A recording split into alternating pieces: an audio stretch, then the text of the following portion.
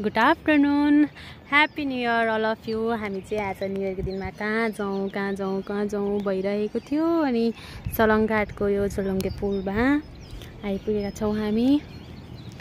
यहाँ चाहिँ हामी यताबाट आएको, यता मलेखुदेखि झोलुङ्गे पुल तरेर पारी आएर त्यसपछि यता आएको छौँ। हामी चाहिँ यहाँ न्यू इयरमा घुम्नु त पर्यो होइन गाइज।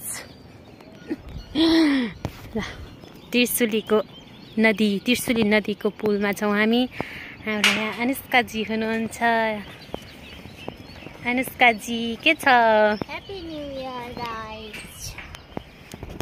केही भनिदेऊ न त अब। के भन्नु? स्वस्तिकाको च्यानललाई सब्सक्राइब गरिदिनु होला, लाइक कमेन्ट गरिदिनु होला। भर्खर सुरुवात गरेकी छिन्, अलिकति प्रगति गर्न दिनुहोस्। Thank you. कति राम्री भयो त नि तिमी आज। ल मलाई पनि देखाऊ त यसरी।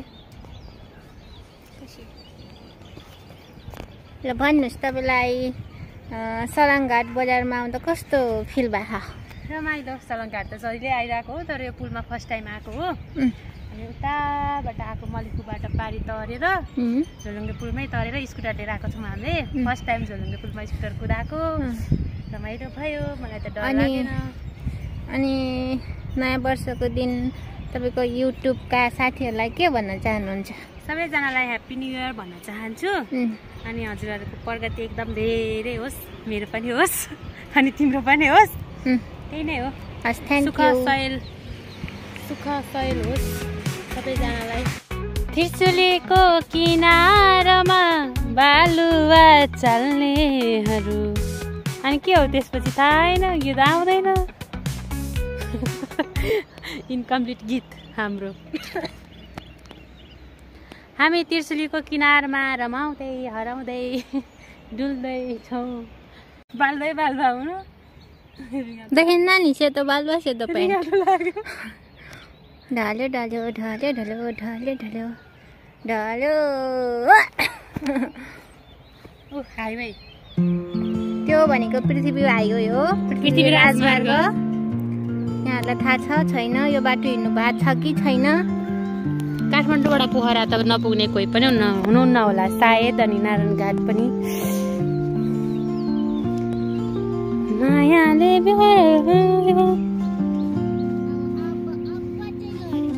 लड्दैन। देखे त्रिशुलीको किनारमा छौँ हामी आज।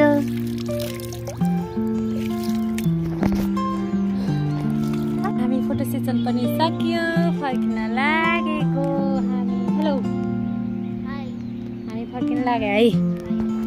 किन यति छिटो? रिगाटा चल्ने बेला भयो अब। रिगाटा। Bye, see you again.